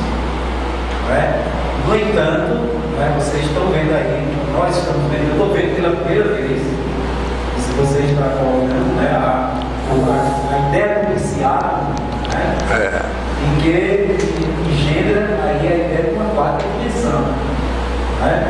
E aí eu me lembrei da matemática, que para alguns matemática é diferente de ciência, ela trabalha com N dimensões. A matemática conseguiu se desenvolver, os matemáticos conseguiram desenvolver algo muito além do que a física alcança nos dias atuais. Onde isso vai ser aplicado um dia, pouco se sabe. Mas com certeza. Aí você veja, continuando, veja, entre as principais propriedades dessa nova modalidade de matéria estariam as seguintes. Vamos analisar aqui. A capacidade de dar vida à matéria, vivificar a matéria, ser suscetível de sofrer influência modeladora do pensamento organizado. Ou seja, aquilo que a gente viu, o observador, que faz aquela intervenção através da observação e causa uma influência e aquilo pode mudar. E a gente sabe que isso pode ocorrer tranquilamente. Possuir um psiquismo latente, ou seja, ali guardado e capaz de desenvolver-se por meio de uma auto-organização. Você pode ver por que a natureza ela se organiza tanto. Por que é que, pelo simples fato, muitas vezes, de você mudar uma cadeia, Vocês vão ver, por exemplo, o caso do carbono, grafite e o diamante. Só porque mudou a estrutura da cadeia, eles deixam de ser completamente, e passam a ser completamente diferentes. Um é quebradiço, mole, o outro é o diamante, que é o mais resistente dos minerais, que possui brilho, o outro não possui. E é o mesmo elemento químico. Então ali com certeza existe uma inteligência, existe alguma coisa atuando para que aquilo seja visto da forma como nós vimos, né? Possuir esse psiquismo, capacidade de transmitir, receber e acumular informações. A matéria, ela recebe, é como eu disse, ela recebe informações, ela não tem uma inteligência como nós temos, mas ela tem a capacidade de receber informações, possibilidade de influenciar de certa forma a matéria física, emprestando-lhe algumas de suas propriedades. Eu estou terminando, gente, porque eu não queria deixar isso, porque senão vai ficar partido. Mas a gente faz um arranjo aqui. As partículas psi, vejam o que é que ele diz. Elas deverão emprestar à matéria física, por elas animada, 3 propriedades características dos seres vivos que são. Vejam bem. Vejam que ele usa a palavra quanto. Um quanto de vida, um quanto de percepção e um quanto de inteligência e consciência. Ele faz essa junção, inteligência e consciência. Veja que a gente falou lá no... O princípio inteligente não é o princípio inconsciente, já é uma coisa mais elaborada. A consciência, ela vai evoluindo, ela se individualiza e passa a ser permanente, que é o nosso caso aqui, quando nós atingimos a idade e o momento da razão. Esta expressão quanto aqui empregada significa a menor fração possível, tendo um valor constante e determinado para cada um deles. Olha que coisa interessante. Cada uma dessas estruturas, elas têm uma natureza própria. Elas se individualizaram para formar um todo. Cada componente quântico desse teria, conforme sua natureza, as seguintes potencialidades. Vejam que nós mostramos o bio, o percepto e o intelecto como partícula do psiátomo. Aí ele fala, vida com o poder de animar a matéria física, resultando nas conhecidas manifestações dos seres vivos, tais como motilidade, alimentação, crescimento, reprodução e outros fenômenos físicos, químicos, orgânicos, coordenados nesse sentido. Aí entra uma coisa que perturba muito a ciência, a transformação da química inorgânica na química orgânica. Quando é que ela começa a deixar de ser simples matéria para adquirir um sentido de vida? Você sabe onde é que está o elo? No carbono. É quando há a transformação do carbono grafite para o carbono diamante. Segundo a espiritualidade diz, que é quando ela começa a ter os primeiros lapsos de vida latente. Aí começam a surgir as reproduções e chegar até onde nós chegamos. Tudo isso obedecendo uma cadeia evolutiva. A gente parte do princípio do nada, ou seja, o que é Deus? O que é Deus? Inteligência suprema, né? Causa primária e origem de todas as coisas. Então nós somos a cocriação de Deus, então nós temos 100% do potencial de Deus, mas nós temos praticamente pouco mais do que 0 de evolução comparados com Deus. Mas nós partimos de um princípio. Esse princípio pode ser a própria matéria. E como tudo nos leva a crer que foi a matéria. Então ela vai sendo trabalhada, reproduzindo, até que chega um momento que ela entra naquele marco que chama-se o elo perdido, quando ela perde a condição de inorgânica para animar-se como orgânica. Aí ela já começa a ter um processo, ali já um princípio inteligente já atua sobre ela, ela começa a se reproduzir e a evoluir. Porque se você deixar a água no canto, ela passa bilhões de anos e é uma molécula de água, mas se você deixar um ser vivo, ele vai se reproduzir, ele vai encontrar motivos para manter o seu projeto de evolução, independente de onde ele se encontra.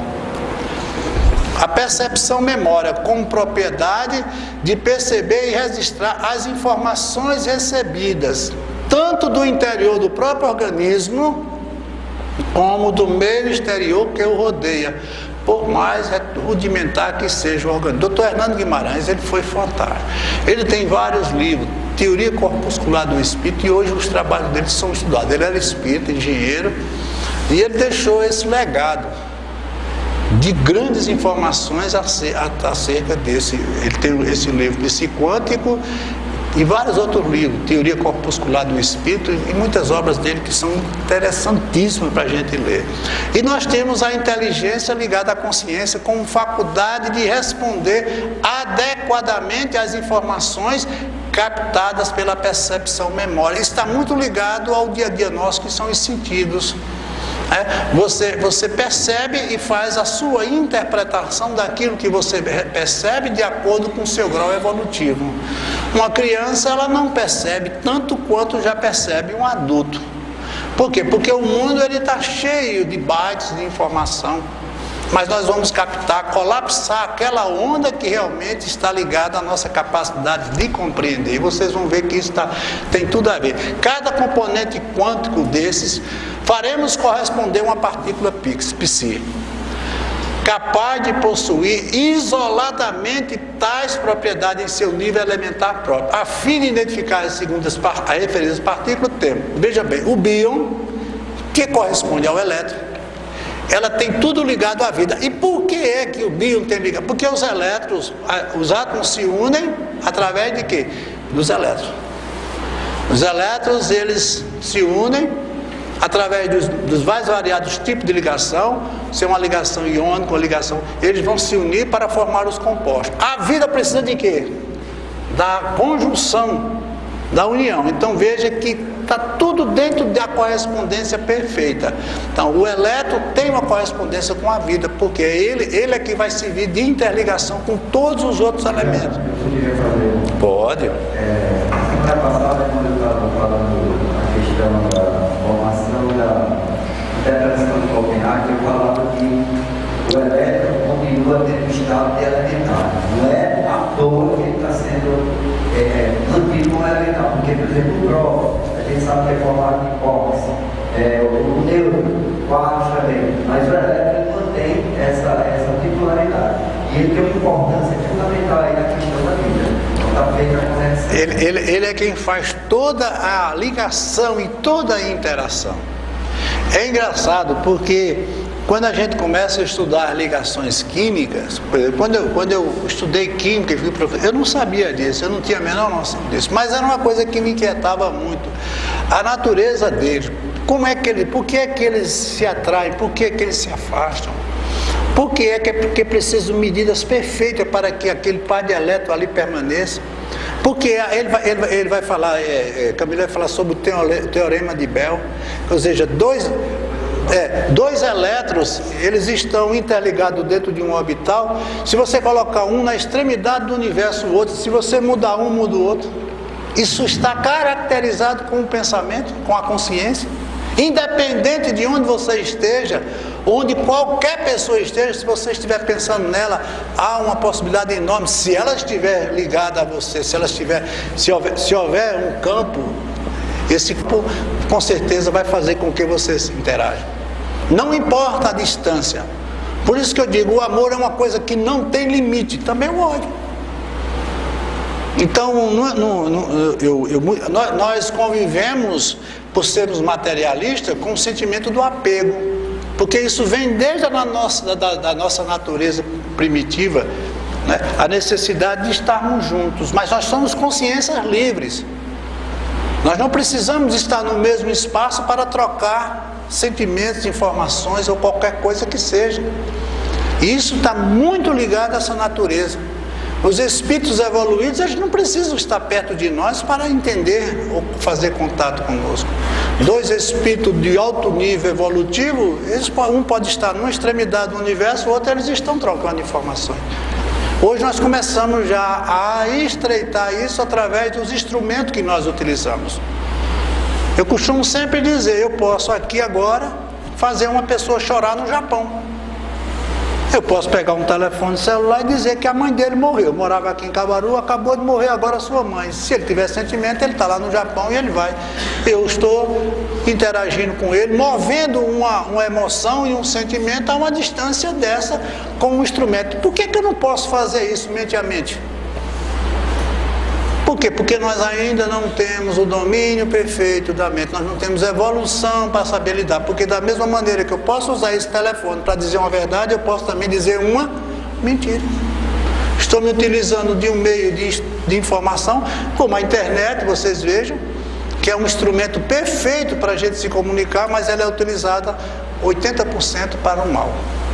Já foi comprovado que o telefone, hoje o telefone celular, mais de 60% é para negócio, mais de 70% para sexo, parece que só 1 a 2% para coisas sérias.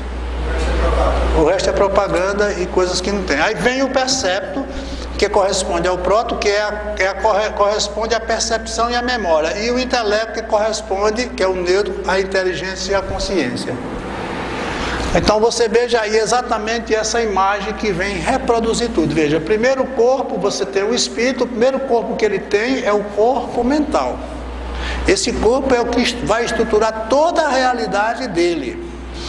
Então, esse corpo perispiritual, ele é constituído, ele é formado por psiátomos. São esses átomos que estão ligados. Veja que há uma coisa aqui bem interessante. Veja, que esse corpo, ele está mais ligado à mente, não está? Então, lógico que esse átomo, ou os átomos que estruturam esse corpo, que irão estruturar toda a sua forma, todas as suas células prováveis, né? Tem que estar muito ligado a uma ideia lógica, a um pensamento.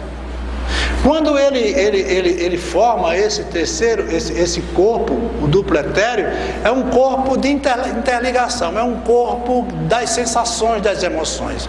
Isso aqui ocorre muito fenômeno de ectoplasmia, que são aquelas pessoas que geram corpos de forma intermediária. E finalmente o corpo físico, que é estruturado por esses átomos que nós falamos anteriormente na experiência de Ernesto Rutherford e elaborado por Niels Bohr. Então você tem aqui, toda a nossa realidade está aqui, gente. Agora, aonde é que começa tudo? Aqui, o espírito. Mas o espírito, ele não tem uma forma, ele não pode evoluir se ele não adquirir esses corpos. Por que ele precisa desses corpos? Porque para ele evoluir, ele tem que interagir com outro espírito ou com a matéria. E ele vai, através de esforço próprio, aqui ele tem 100% de potencial, ele aqui tem 0% de evolução. Isso aqui tudo isso aqui é a manifestação de Deus. Ele aqui, tudo, por isso que tudo que nós carregamos continua aqui.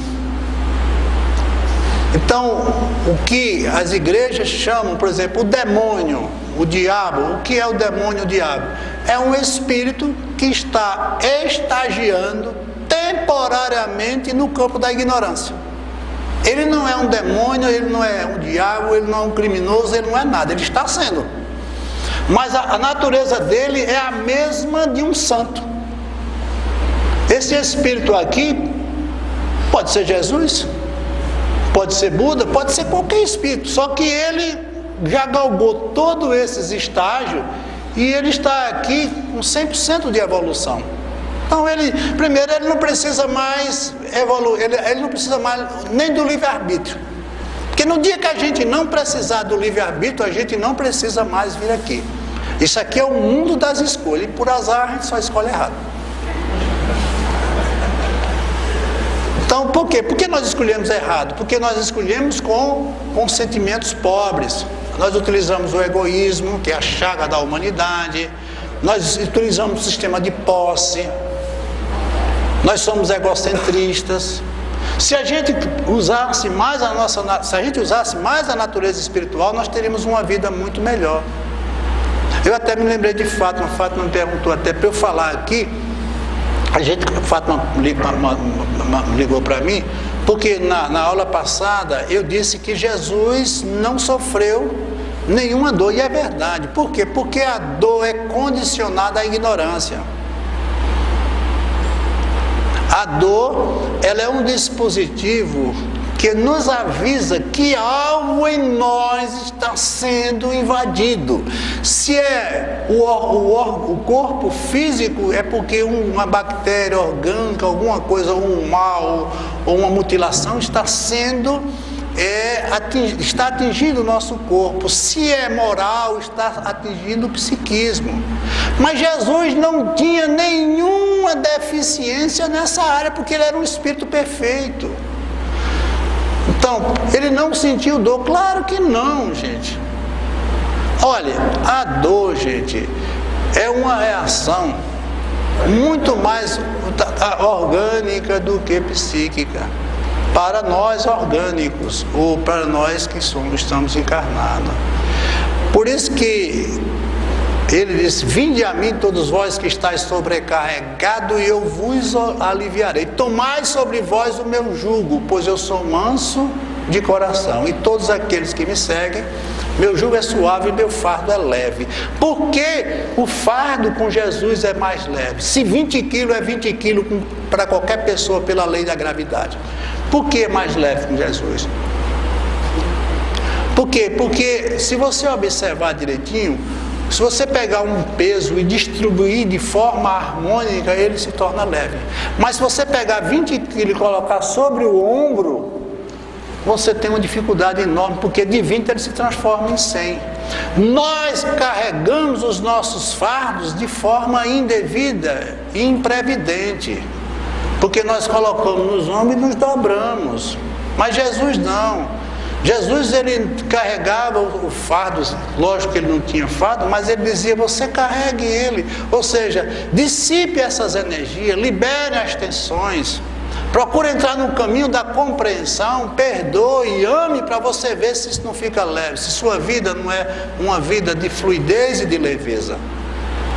E isso tudo está dentro dessa realidade. Ou seja, esse espírito aqui, ele vai ao longo das suas experiências buscando sempre o que nós queremos, que é o projeto evolutivo. O tempo que ele vai demorar para chegar à perfeição, quem vai determinar é ele. Se ele procura evoluir nesse campo aqui mental, consequentemente ele vai ter uma resposta muito boa nesses outros campos, ou nesses novos corpos. Porque um é a reprodução do outro. Quer dizer, aquela estrutura atômica que nós vimos no psiátomo, ele vai formar o átomo comum dependendo da natureza de cada átomo. Olha, a interação transdimensional. Veja aí, ó. Espírito, perispírito e corpo. Relação de causa e efeito. Vocês viram que a gente falou agora sobre isso. O espírito, a causa, o efeito, é tudo que ele vai arregimentando e arrebatando para ele.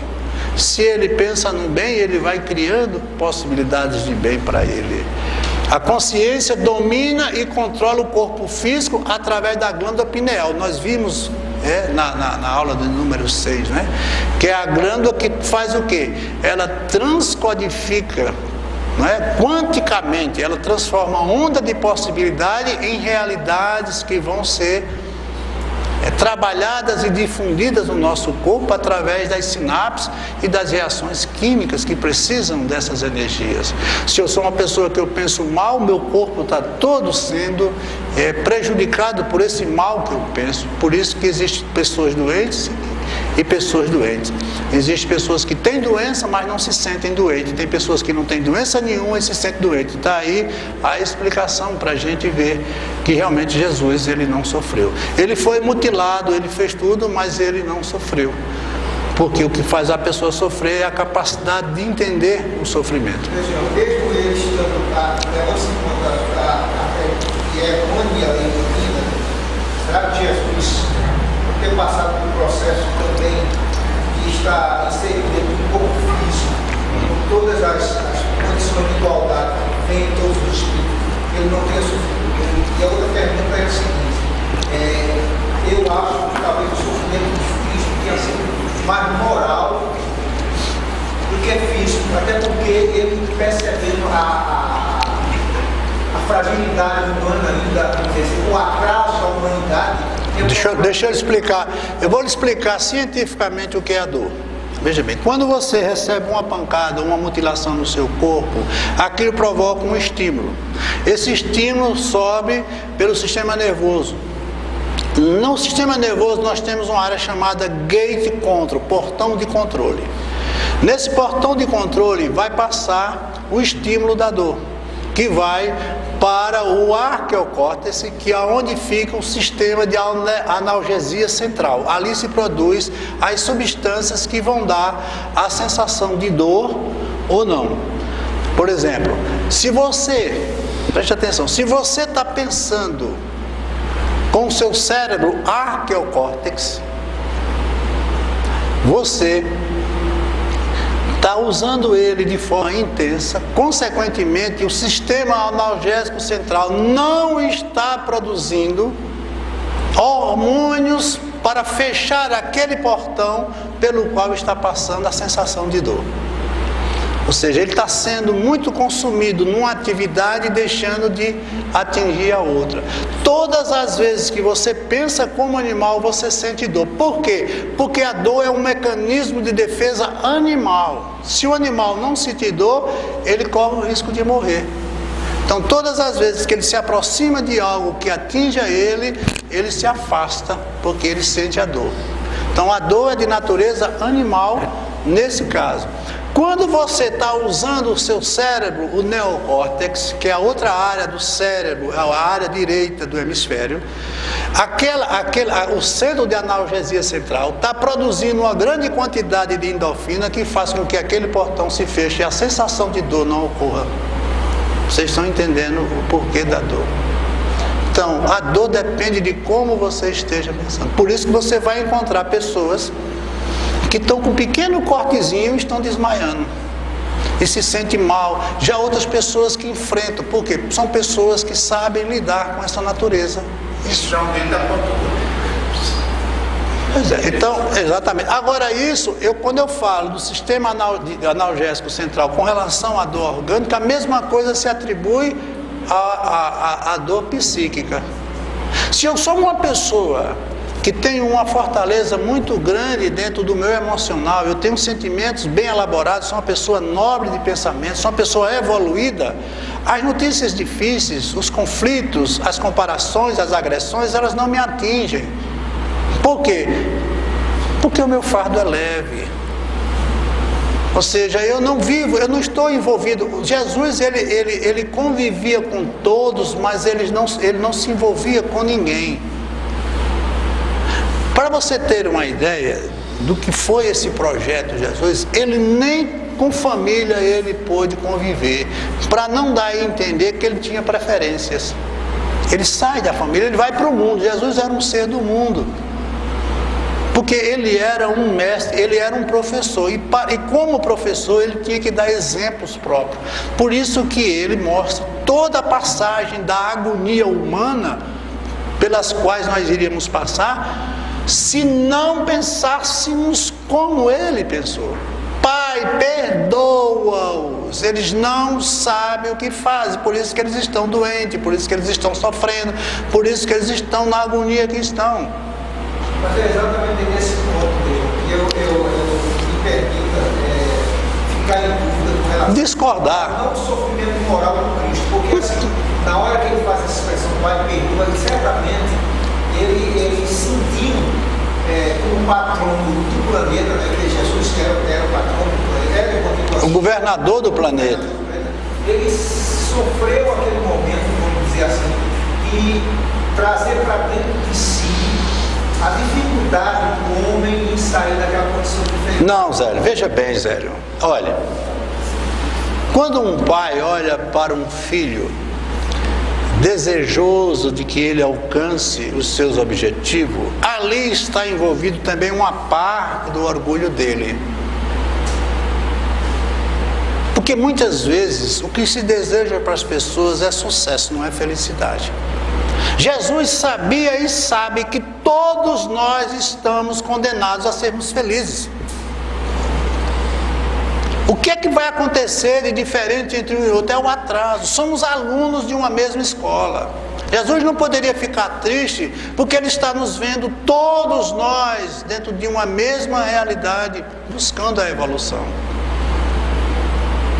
Se ele duvidasse disso, ele duvidaria dele mesmo. Porque ele não chegou aonde chegou É como se eu fosse aluno de uma escola onde eu estivesse no último ano e estivesse todos os dias vendo alunos reprovados em séries anteriores. Mas eu sabendo que eles vão alcançar, que eles vão... O importante é verificarmos que eles vão demorar o tempo que eles quiserem demorar. Eles não sabem o que fazem, mas um dia eles vão saber o que fazer. No dia que eles... Por exemplo, é o que eu digo. Ele está lá na prisão, ele matou 10, se botar fora ele mata mais 10. Mas ele é um ser... Ele teve a mesma natureza que nós tivemos. Ele nasceu com as mesmas chances e a mesma potencialidade. Ele tem 100% de potencial. Agora a evolução dele é 0. E porque eu estou num grau de evolutivo maior do que você, eu tenho que ser mais do que você. Por isso que ele disse, amai-vos uns aos outros. Ele não fez deferência nenhuma. Ele não disse assim, os pais têm que amar os filhos, os irmãos mais adiantados têm que amar os irmãos mais atrasados. Ele não colocou nenhuma condição, é incondicional.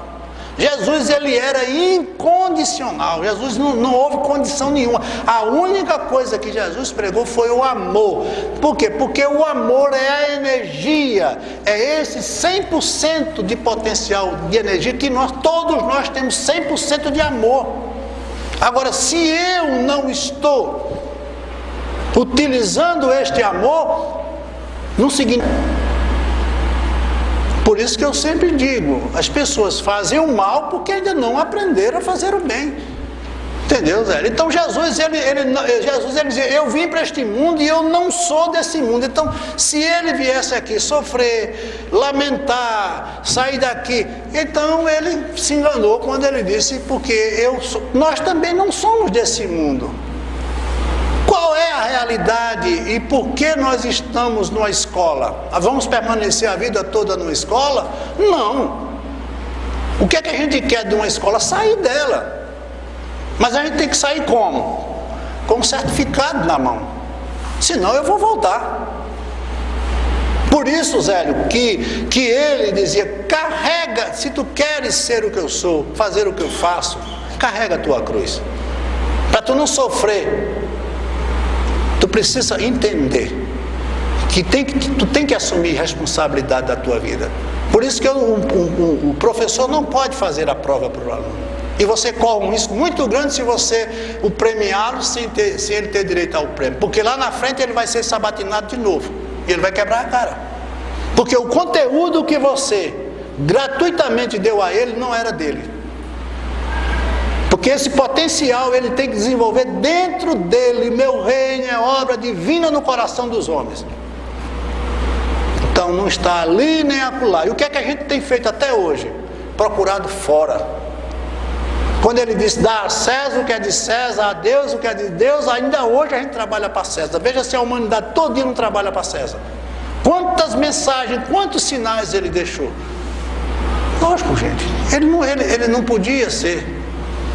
Você veja que a vida dele, ela foi perfeita em todas as suas nuances. Mas ele disse o seguinte, eu criei tudo isso, esse projeto é meu. Mas você sabe, quando as pessoas fazem, todo mundo só quer mandar. Arruma logo um bocado de gente para fazer por ele. Aí no meio ele bota empregado, bota puxa-saco, bota tudo. Mas ele disse não, eu vou mostrar a eles como eles devem fazer, dando exemplo. Você sabe onde é que não acontece isso? Na família. Quantos pais cobram dos filhos que eles não são? Ele disse, ame e ninguém amou mais do que ele. Perdoe e ninguém perdoou mais do que ele. Compreenda, ninguém compreendeu mais do que ele. Então ele tinha a teoria, mas acima de tudo ele tinha a prática. É aquilo que a gente contextualizou e falou sobre a vontade. A gente tem um bocado de ideias, mas precisa botar um pouquinho da semente da vontade para ela poder se desenvolver. Pois não, Sérgio? Eu não entendi o processo evolutivo deve ser. E, através da empatia, entender o que a pessoa, o próximo está à minha frente, entender o que está passando e exercitar o amor. Pois é, por isso que ele falou em misericórdia. Ele não falou em piedade. Piedade é uma expressão nossa. Misericórdia o que é? Misericórdia, córdia de coração. É eu sentir por você o que eu sinto por mim. Aí vem o processo empático. Quando você está fazendo pelo outro o que você gostaria que o outro fizesse por você. Aqui já não há mais nenhuma divisão de relacionamento. É quando essas partículas, elas começam a interagir uma com a outra, porque você veja que a natureza, ela serve a tudo e a todos, e principalmente a ela, sem cobrar nada de ninguém. Ela não interage com outras coisas a não ser a sua missão, a sua função. Isso acontece. Por exemplo, imagine se uma partícula dessa, se o hidrogênio um dia não quiser mais se unir com o oxigênio para formar a molécula d'água, a gente morre. Então há uma inteligência maior que comanda tudo, que ele chama de um princípio inteligente, que é quem comanda tudo isso, porque ele construiu o mundo com um fluido cósmico universal, que é todo esse fluido, essa energia, que a igreja e a Bíblia chama de o halo divino, e é verdade, é o sopro divino. Deus está sempre produzindo esse fluido, está produzindo, mas Ele também está produzindo o princípio inteligente, que é a natureza espiritual, que vai se individualizar. Para quê? Para um interagir com o outro e formar em cada mundo aquilo que é necessário para a evolução do espírito. Por que eu vou querer um carro, me apegar a uma casa, se quando eu for embora eu não vou levá-lo? Por quê? Por que é que ele chora? Ele chora com aquele ente que partiu. 90% é egoísmo. Ele está chorando por ele não está chorando pelo que partiu, não. É a falta que ele vai fazer na vida dele. E não entende ele que isso não tem sentido nenhum. É como uma mãe que vê o seu filho ser assassinado pelo filho da outra. Está aquela chorando, porque o filho daquela matou o filho dela. Ela está ali na beira ao lado do caixão chorando. Aí de repente chega o marido e diz: minha filha, fique tranquila que eu acabei de matar o filho da outra. Eu pergunto a você, aquele filho vai se levantar? Aquilo vai mudar? Não. Mas a gente pensa que muda, porque ali ela não está chorando a morte de um filho, ela está ali chorando pela falta que ele está fazendo. Isso é natural, isso é nosso, não é desse, aquele. Todos nós somos assim ainda. Então é essa natureza infantil, esse pensamento nosso, que é completamente diferente da dele. Por isso que nós sofremos tanto. Porque o sofrimento é uma opção. Sofrer mais, sofrer menos. Tem pessoas que têm uma mente muito mais evoluída. Francisco de Assis, ele estava com os dois olhos, praticamente estava com os dois olhos cegos, praticamente totalmente invadido pelo câncer, e tinham que ser cauterizados. Tinham que botar duas brasas para poder, porque senão o câncer ia tomar conta de tudo. E ele faz uma prece para o irmão Fogo, pedindo ao irmão Fogo que faça o que é necessário, mas que não deixe doer tanto. Mas no final ele dizia: nada disso importa. Eu estou feliz porque estou fechando os olhos para o mundo, mas estou abrindo meus olhos para Deus. É exatamente essa consciência. Então ele não sentiu mais dor nenhuma. Aqueles yoga, aquele pessoal que está lá no alto, eles furam tudo. Por quê? Porque a mente está fora do corpo. Então Jesus não podia ter sentido nenhuma dor, porque esse corpo para ele era apenas um material de demonstração na experiência que ele estava vivendo. E dor moral não tinha, porque ele não tinha nenhuma deficiência moral. Jesus não tinha nada, Jesus era perfeito. Pai, por que me abandonasse? Isso é invenção, gente. Ele jamais duvidaria de Deus. Um espírito evoluído, ele não pode duvidar de Deus. Nós não podemos mais duvidar de Deus. Imagine Jesus duvidar da eficácia, da eficiência, ou da proteção, ou da presença de Deus. Não é? Então, realmente é isso. Vamos terminar aqui. Hoje a gente avançou. Entendeu? Mas, infelizmente, é isso, né?